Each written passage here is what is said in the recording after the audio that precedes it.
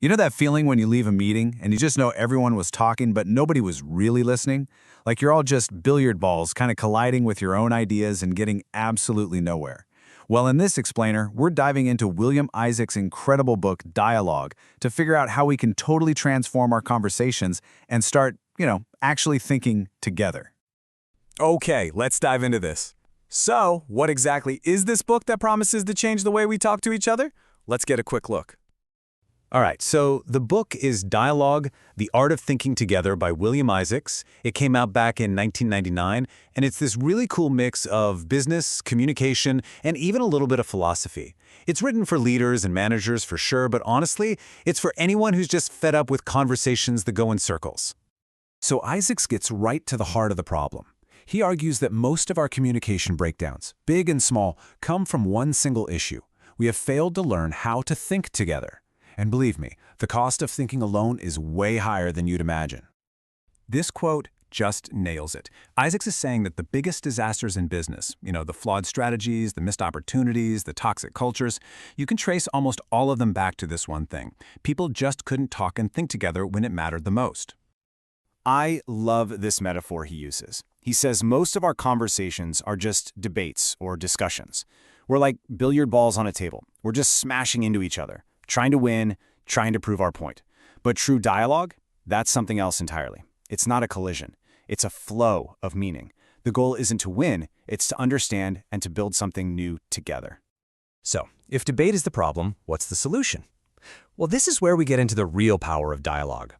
Isaac shows us it's not just a nicer way to talk, it is a completely different operating system for our minds, one that can unlock a group's collective intelligence. And the word itself tells you everything you need to know. Dialogue comes from two Greek words, dia, which means through, and logos, which means meaning. So it's literally a flow of meaning through a group of people. It creates this shared pool of understanding that no single person could ever get to on their own. And here it is. This is the big promise of the book. Through dialogue, we can tap into a kind of collective IQ that's way bigger than the sum of its parts. We become smarter, more creative, and more aware together than any one of us could ever be alone. It's about shifting from I think to we think. So what's stopping us? One of the biggest walls we build is our own set of untested assumptions. Isaac shares this absolutely killing story. During the Cuban Missile Crisis, U.S. intelligence spotted Soviet missiles in Cuba that had no camouflage. They just assumed this was a sign of aggression. It wasn't until 30 years later they found out the truth. The Russians were just installing them the way they always did back home, where they didn't need camouflage. A completely wrong assumption almost started a nuclear war. Okay, so how do we actually do this? How do we break free from those dangerous assumptions and move from chaotic debate to real dialogue? Well, this is the best part. Isaacs doesn't just talk theory, he gives us a super clear framework. It's all built on 4 core practices that all work together. And here they are: listening, respecting, suspending, and voicing. Now you got to understand, these aren't just separate skills you can check off a list. They're interconnected disciplines. They rely on each other.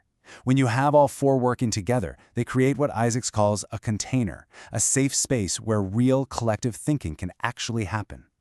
The first practice is listening, but Isaacs wants us to totally rethink what that means. It's not about being quiet and waiting for your turn to talk. It's an active discipline.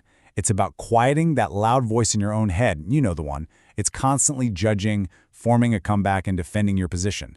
True listening is about making space to really, truly hear someone else without putting up a fight. Next up is respecting, and this one is profound. Isaacs talks about the Zulu greeting sawubona. It doesn't just mean hello, it means I see you.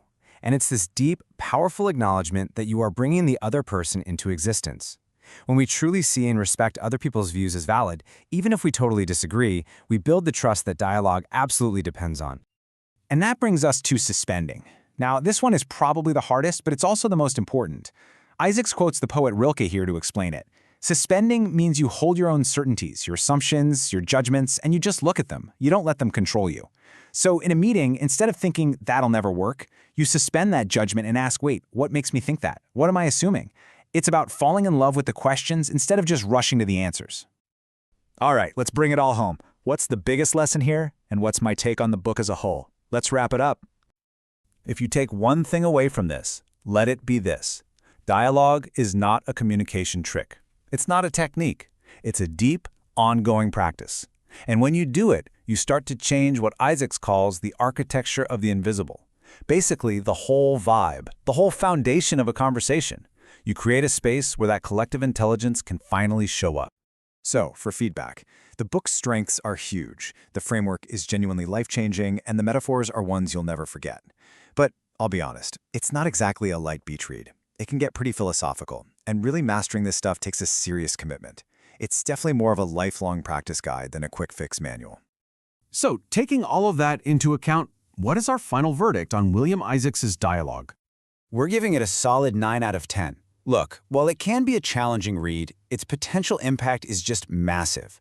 This book gives you a real, profound roadmap if you're serious about getting better at thinking and working with other people.